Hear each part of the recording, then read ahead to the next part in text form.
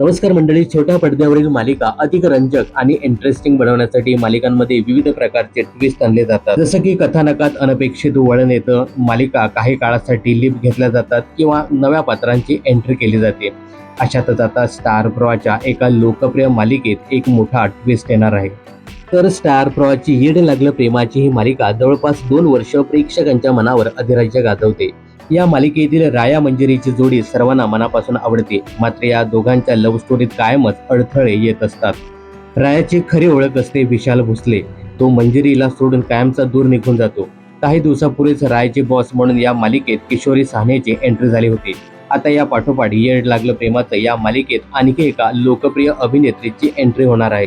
तर या नव्या अभिनेत्रीच्या एंट्रीमुळे मंजिरासमोर रायाचा भयंकर भूतकाळ उघडणार आहे. नेमके राया आणि मंजिरी एकमेकांना प्रेमाची कबुली देणार तितक्यातच त्यांच्या आयुष्यात एका गार्गी नावाच्या वादळाची एंट्री होणार आहे.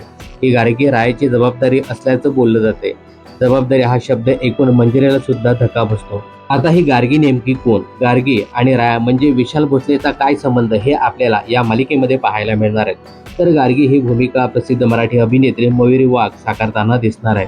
मयुरी हिने बऱ्याचशा मराठी मालिकांमध्ये काम केलं. अस्मिता या सुपरहिट मालिकेमध्ये ती महत्त्वपूर्ण भूमिकेत दिसली होती. त्याशिवाय काही दिवसापूर्वीच बंद झालेली अबोली या मालिकेत सुद्धा ती झळकली होती. आता येड लागलं प्रेमाचं या मालिकेच्या निमित्ताने ती पुन्हा एकदा स्टार प्रॉर कमबॅक करण्यास सज्ज झाली आहे. तर मयुरीच्या एंट्रीने या मालिकेत कोणकोणते ट्विस्ट येतील हे पाहणं खूपच इंटरेस्टिंग ठरणार आहे.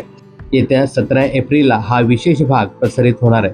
तर येड लागलं प्रेमाचं या मालिकेबद्दल तुमचं काय मत आहे कमेंट्स करून नक्की सांगा. मनोरंजन क्षेत्रातील अशाच अपडेट जाणून घेण्यासाठी चॅनलला सबस्क्राईब करा.